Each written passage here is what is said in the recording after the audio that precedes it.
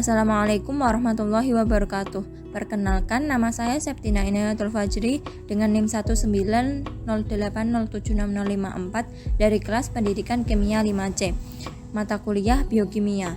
Di sini saya akan membahas mengenai katabolisme dan biosintesis valin, leusin, dan isoleusin. Pokok bahasan dari materi ini yaitu pengertian asam amino, jenis asam amino, sifat-sifat asam amino, katabolisme valin, leusin, dan isoleusin, dan biosintesis valin, leusin, dan isoleusin. Selanjutnya yaitu pengertian asam amino. Asam amino merupakan unit dasar penyusun struktur protein yang dibutuhkan oleh tubuh. Asam amino memiliki fungsi yang sangat penting, yaitu merupakan kerangka dasar sejumlah senyawa penting dalam metabolisme seperti enzim, hormon, asam nukleat, dan vitamin. Dan berikut gambar struktur dari asam amino. Struktur asam amino secara umum adalah satu atom C yang mengikat 4 gugus, yaitu gugus amina berupa NH2, gugus karboksil COOH, atom hidrogen, dan satu gugus sisa yaitu R atau residu, atau disebut juga gugus atau rantai samping yang membedakan satu asam amino dengan asam amino lainnya. Atom C pusat tersebut dinamai atom C alfa sesuai dengan penamaan senyawa bergugus karboksil, yaitu atom C yang berikatan langsung dengan gugus karboksil. Oleh karena gugus amina yang terikat pada atom C alfa ini, senyawa tersebut merupakan asam alfa amino. Asam amino biasanya diklasifikasikan berdasarkan sifat kimia rantai samping tersebut menjadi 4 kelompok. Rantai samping dapat membuat asam amino bersifat asam lemah, basa lemah, hidrofilik jika polar, dan hidrofobik jika non-polar. Berikutnya yaitu jenis-jenis asam amino. Berdasarkan kemampuan tubuh mensintesis, asam amino dibagi menjadi 3, yaitu asam amino esensial yang merupakan asam amino yang tidak dapat disintesis oleh tubuh sehingga harus diperoleh dari makanan yang dikonsumsi. Kemudian asam amino non esensial yaitu asam amino yang dapat disintesis oleh tubuh, dan yang ketiga yaitu asam amino esensial kondisional adalah asam amino yang tidak dapat disintesis oleh tubuh karena pada keadaan sakit atau kurangnya prekursor. Contohnya adalah bayi yang lahir prematur. Enzim yang digunakan untuk mensintesis arginin belum berkembang dengan baik. Berikut ini yaitu tabel asam amino esensial dan non-esensial. Asam amino esensial berupa arginin, histidin, isoleusin, leusin, lisin, fenilalanin, treonin, triptofan, valin, dan metionin. Kemudian asam amino non-esensial terdiri dari alanin, asparagin, asam aspartat, sistein, glutamat, glutamin, glisin, prolin, serin, dan tirosin. Berikutnya yaitu sifat-sifat asam amino. Yang pertama, larut dalam air dan pelarut polar yang lain. Kemudian yang kedua, tidak larut dalam pelarut non-polar, contohnya benzena dan dietil ether. Dan yang ketiga, memiliki titik lebur lebih besar apabila dibandingkan dengan senyawa karboksilat dan amina. Yang keempat, memiliki momen dipol yang besar. Yang kelima, bersifat elektrolit, kurang basa apabila dibandingkan dengan amina, dan kurang asam apabila dibandingkan dengan karboksilat.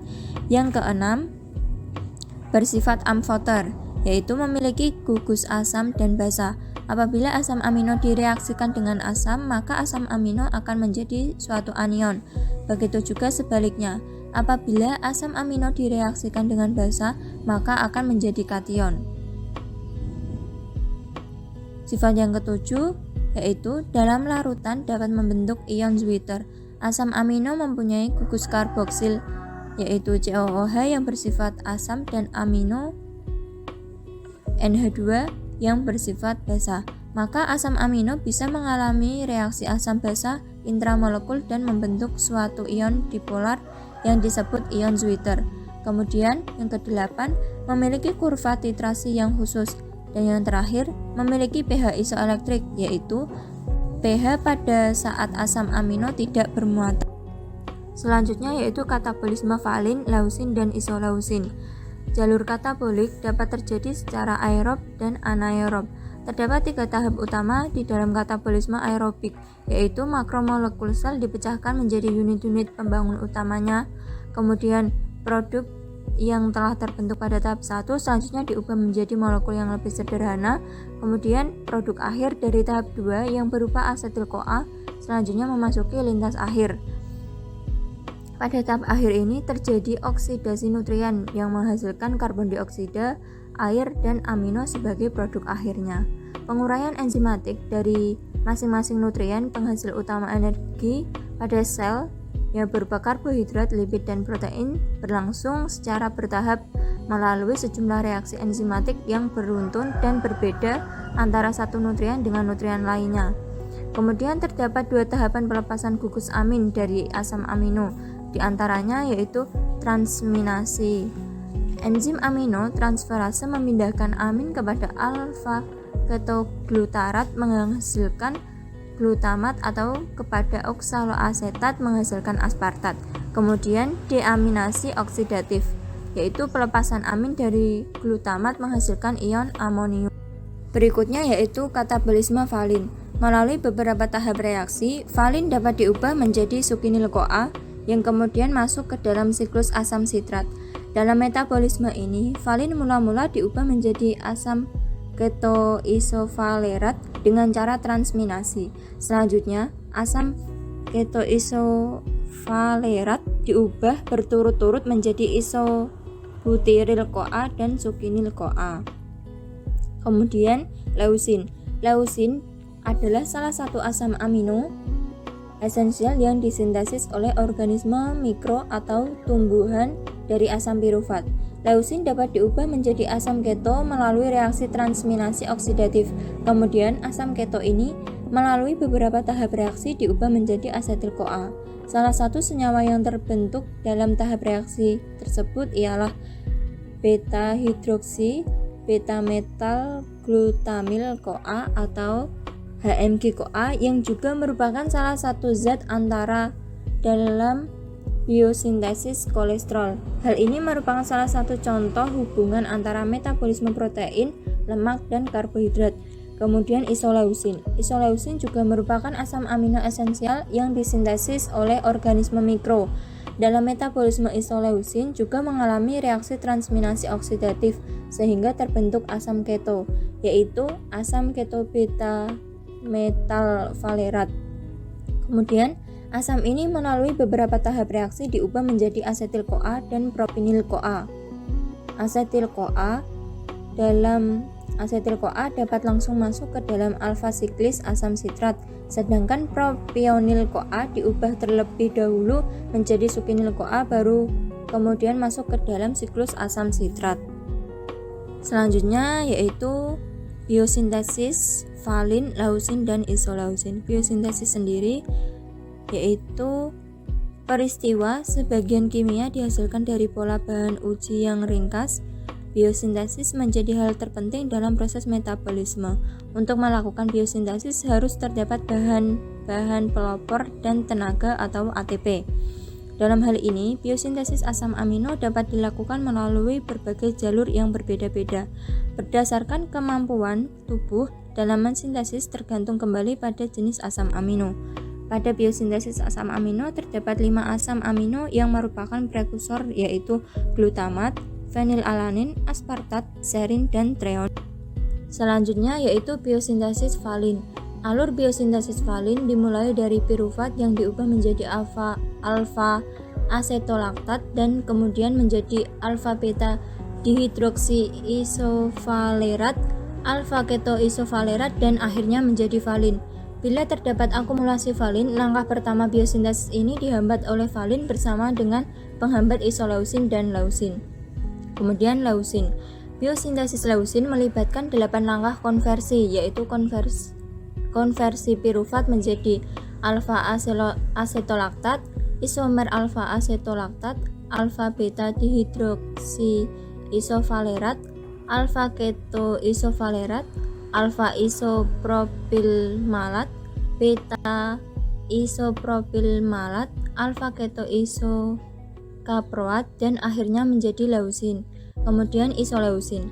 Langkah pertama dalam biosintesis tiamin pirofosfat isoleusin adalah untuk membentuk karbanion menengah. Komponen lain berasal dari treonin, asam amino yang dideaminasi untuk menghasilkan alfa ketobutirat. Alfa ketobutirat mencegah TPP bereaksi untuk menghasilkan alfa gamma beta hidroksibutirat yang terisomerasi berkurang dan dehidrasi untuk menciptakan alfa gamma beta metilvalerat. Transfer valin amino transferase gugus amino dari glutamat untuk menghasilkan isoleusin. Kemudian kesimpulan dari materi pembahasan katabolisme dan biosintesis valin, leusin, dan isoleusin. Asam amino merupakan unit dasar penyusun struktur protein yang dibutuhkan oleh tubuh. Asam amino adalah suatu senyawa organik yang memiliki 4 gugus, yaitu gugus amina, gugus karboksil, atom hidrogen, dan 1 gugus sisa. Kemudian jenis asam amino ada 3, yaitu asam amino esensial, asam amino non-esensial, dan asam amino esensial kondisional. Sifat-sifat asam amino antara lain larut dalam air, tidak larut dalam pelarut non-polar, memiliki titik lebur lebih besar, memiliki momen dipol yang besar, bersifat elektrik, bersifat amfoter, dapat membentuk ion Zwitter, memiliki kurva titrasi yang khusus, dan memiliki pH isoelektrik. Kemudian katabolisme valin, yaitu asam ketoisovalerat diubah berturut-turut menjadi isobutiril-CoA dan succinyl-CoA. Leusin diubah menjadi asam keto melalui reaksi transminasi oksidatif. Kemudian asam keto ini melalui beberapa tahap reaksi diubah menjadi asetil-CoA, dan isoleusin mengalami reaksi transminasi oksidatif sehingga terbentuk asam keto, yaitu asam keto beta metalvalerat yang kemudian menjadi asetil-CoA dan propionil-CoA. Kemudian biosintesis valin dimulai dari pirufat yang diubah menjadi alfa asetolaktat dan kemudian menjadi alfa beta dihidroksiisovalerat dan alfa ketoisovalerat. Leusin melibatkan 8 langkah konversi dan isoleusin transfer valin amino transferase gugus amino dari glutamat untuk menghasilkan isoleusin. Terima kasih telah menyimak video ini hingga akhir.